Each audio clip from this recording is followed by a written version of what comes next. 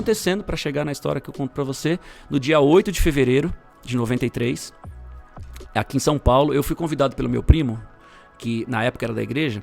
Ele foi pro interior e viu a minha situação. Eu tava vendendo cachorro quente nessa época, eu era vendedor de cachorro quente. Tinha 16 anos, morava no interior. Ele falou pra minha mãe... Tinha um ano que seu pai tinha falecido? Tinha 1 ano. A minha mãe resolveu mudar pra uma cidade onde ela mora até hoje, que é a cidade natal dela, onde ela nasceu, que é Lucélia, onde ela mora, interior de São Paulo, pra lá de Marília. E ela chegou... eu fui antes pra trabalhar num restaurante, fui 4 meses antes. Meu pai faleceu em junho, em novembro eu fui pro interior. Minha mãe começou a mexer nas coisas pra ver. A casa era da minha avó, a mãe do meu pai, né? Ela teve que vender, fazer a partilha, aquela coisa toda da casa lá. E eu fui trabalhar. Em fevereiro minha mãe mudou pra lá. E aí eu tive problema com... Porque eu já tava muito com problema de droga, de bebida e tal. Acabei tendo problema no trabalho. Saí do trabalho. Tipo, do nada...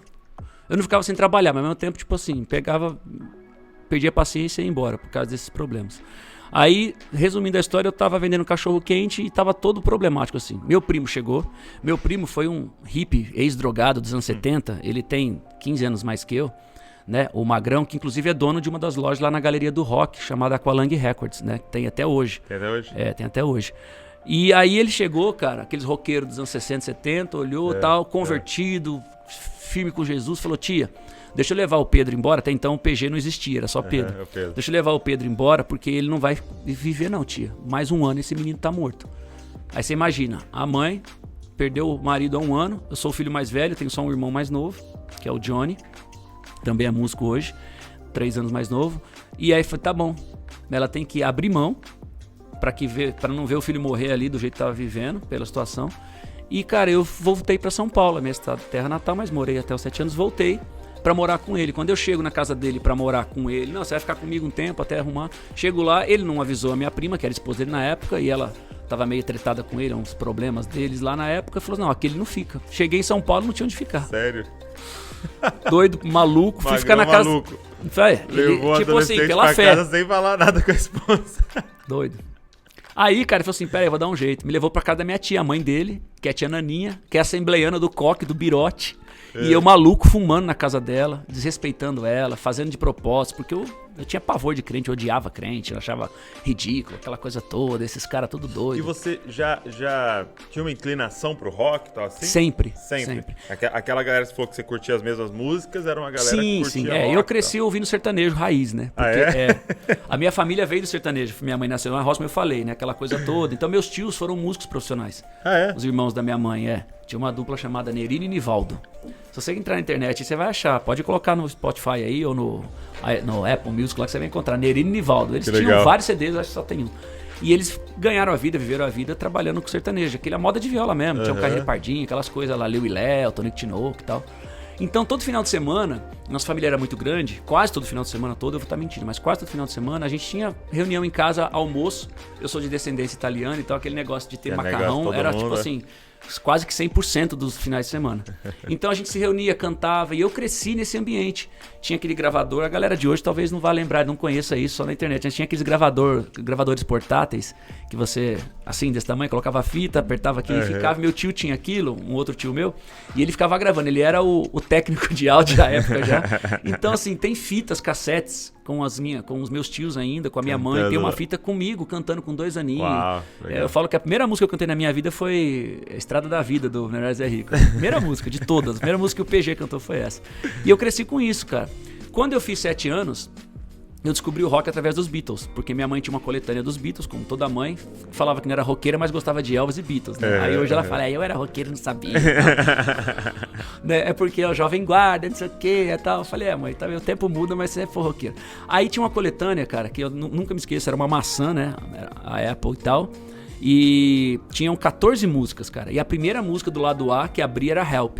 Então, assim, a música que me mostrou, eu falei: caramba, eu gostei disso. E comecei a ouvir sem parar aquele disco. Né, sem parar. Foi esse disco dos Beatles. Aí depois, minha mãe falou: então tá, vou te dar um disco. Aí qual você quer? Aí o primeiro disco que eu comprei foi o LED 4, Led Zeppelin 4 na época. Eu tô falando de rock fora da igreja porque eu não era cristão também, lógico. Independente disso. Então, assim, isso começou na minha vida com 7 para 8 anos. Entendi. E aí, depois de tudo que eu já contei e tal, eu me envolvi ainda mais com a música. Aí comecei a montar banda de garagem com os amigos e tal. Aquela banda de garagem assim, né? Tipo, um violão, a gente não tinha bateria, não tinha nada, ficava ensaiando com violão e 5 negros gritando, achando que ia tocar em algum bar, alguns bailes que tinham na época e tal. E aí continuou a história, cara, até que aconteceu aquilo, meu pai faleceu em junho, eu voltei, mudei para outra cidade interior, comecei aquela situação toda, meu primo em dezembro de 92 viu a minha situação e me trouxe para São Paulo, aconteceu aquilo tudo, fui morar com a minha tia. Morar com sua tia. E eu odiava crente, e a minha tia, cara, poxa, que crente fervorosa, velho, assim, tinha suas religiosidades da época, aquela coisa toda que a gente vai aprendendo, e ela mesma disse isso, muitos anos, um amor, a minha tia Naninha. E aí, cara, ela falava assim pra mim, filho, ó, ela morava num apartamento, tinha uma janela bem grande assim, uma parede era só a janela assim, lá no Cambuci, ela mora até hoje lá, inclusive. Aí a janela tava aberta, falou assim, filho, ó, pode fumar o seu cigarro aí? Eu fumava dentro do apartamento, só pra espizinhar ela, sabe? Pra, né, mostrar que esses crentes não prestam, eu quero ver ela que ela vai fazer comigo. Cara, ela nunca levantou a voz comigo, eu tava na casa dela. Meu Deus. No apartamento dela, ela deu o quarto pra eu morar, fiquei 3 meses morando com ela. Aí ela falava, só quando você for terminar, aí você fecha a janela, mas deixa tudo aberto pra não ficar muito cheiro. Tá, filho, eu vou lá pro quarto e vou orar por você.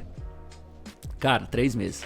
E aí quando eu cheguei lá, na casa dela pra morar no dia 4 de janeiro, dali até o dia 8 de fevereiro, meu primo me convidando pra ir pros evangelismos que a igreja fazia na época, não sei se pode falar nome, essas coisas. Pode falar tudo aqui, então tá bom. A Renascer, na época, foi a igreja que eu me converti, inclusive. Minha prima era pastora lá, né? É a irmã de meu primo, que é o Magrão, Big Johnny.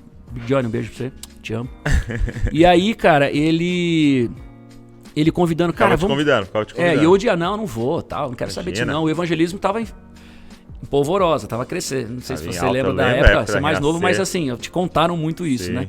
Era o auge, tava crescendo demais aquele negócio, os crentes doidos, fazendo reunião de segunda, tinha as reuniões do Ademar, inclusive, lá na Liberdade também, tava crescendo, o tio Cássio tinha começado, né, mas ainda tinha os projetos do tio Cássio, um monte de coisa, e aí, cara, ele me chama, não gosto, pá, não sei o que, até que um dia ele teve uma estratégia e falou, mano, vai ter um show, vai ter umas bandas, mas não falou nada que era igreja, falou, vai ter um local, vai ter umas bandas, eu sempre gostei muito de blues, né, e o Kadosh na época ia tocar, e o Kadosh tinha aquele lance meio soul, mas tinha o lance blues, né, aquele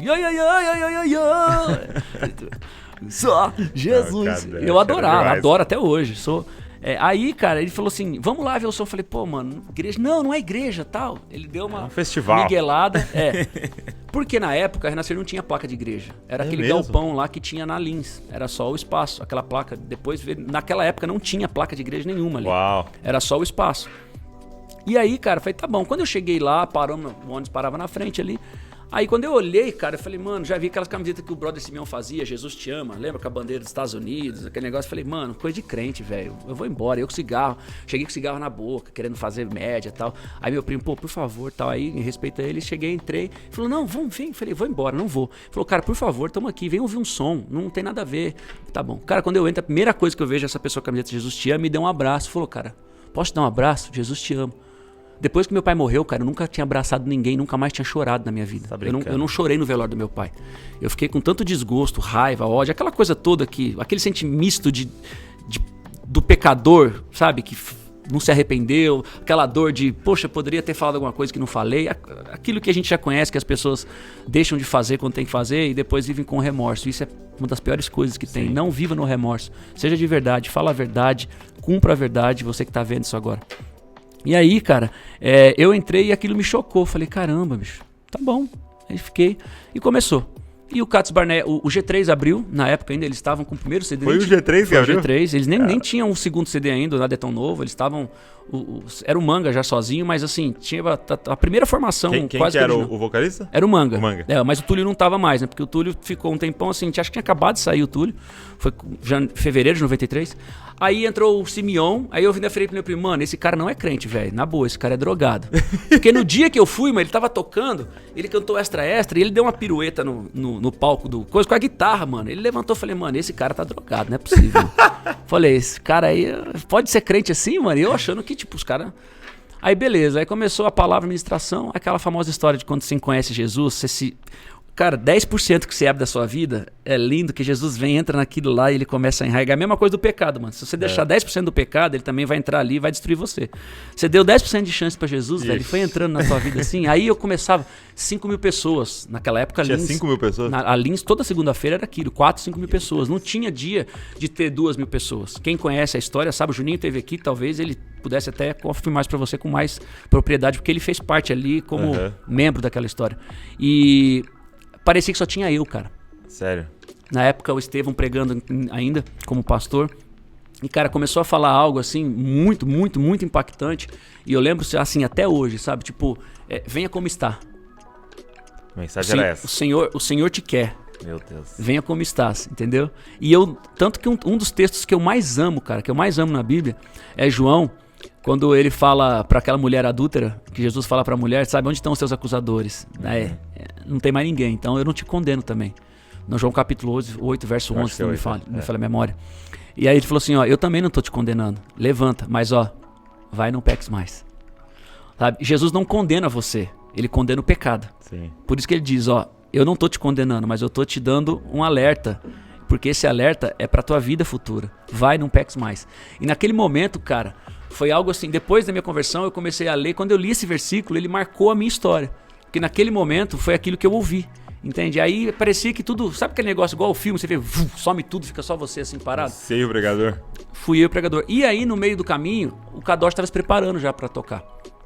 E aquela história que tem muito na igreja, a música começa a fazer um fundo, e aí eles tocaram o Filho Pródigo.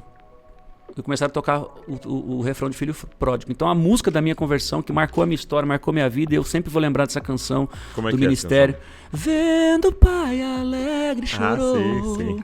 vendo o Pai alegre voltou. É o contrário, mas tudo bem. O seu filho voltou de novo para o lar do Pai. Nossa, cara, eu olhei aquilo e falei, caramba, bicho, eu comecei a chorar. Eu comecei a pensar comigo, falar comigo, falei, cara, eu não sou assim. Eu sou o tal do durão, tá ligado? Eu não choro. Bom, dali pra frente eu sou o mais chorão. Na minha casa quem chora sou eu. Qualquer coisa eu tô chorando. Eu começo a orar, eu tô chorando. Eu me desprendo na presença de Deus.